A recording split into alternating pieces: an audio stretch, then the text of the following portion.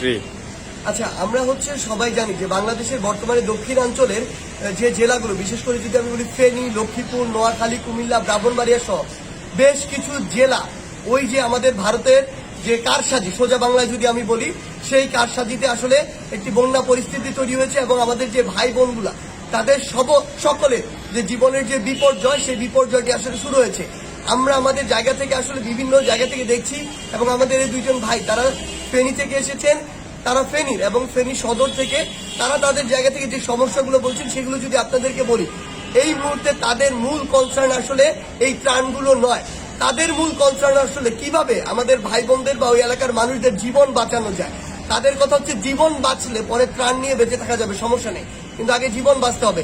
এই যে পানির ঢেউ, এটার সাথে তো একজন মানুষের ফাইট করার কোনো অ্যাবিলিটি নেই।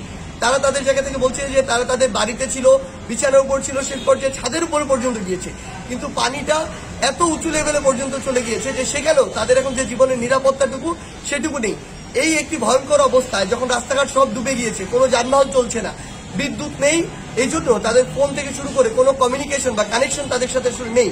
সেই জায়গা থেকে তাদের এখন একমাত্র চাওয়া, এটি শুধু ফেনী সদর নয়, যেই জায়গাগুলো এই বন্যায় অধিক পরিমাণে আক্রান্ত হয়েছে সেই প্রত্যেকটি জায়গায় গ্রামে গ্রামে গিয়ে, যেহেতু এখন পানি রয়েছে, সেই জায়গায় সেনাবাহিনী হোক, নৌবাহিনী হোক, বিমান বাহিনী হোক, কিংবা কোস্টগার্ড, আনসার, যাদের পক্ষ থেকে হোক না কেন, তারা চাচ্ছে বোটগুলো নিয়ে গিয়ে যেন আমাদের ওই ভাই বোনগুলো যারা আটকা পড়ে গিয়েছে তাদেরকে যে কোনো উপায়ে নিয়ে এসে আশ্রয় কেন্দ্রে রাখা হয়। তাদের এই একটি দাবি, তাদের কথা আমার যদি যান বাঁচে পরে আমি আশ্রয় নিয়ে কিংবা আমার যে আপনারা যে জিনিসগুলো নিয়ে যাচ্ছেন, খাবার, এগুলো নিয়ে বাঁচতে পারবো, কিন্তু তার আগে আমার জীবন বাঁচাতে হবে।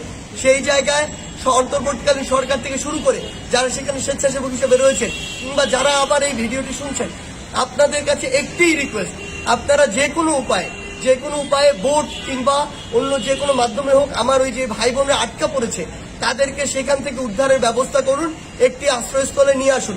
এরপরে অন্যান্য যা ব্যবস্থা নেওয়ার আমরা সেগুলো নিতে পারবো।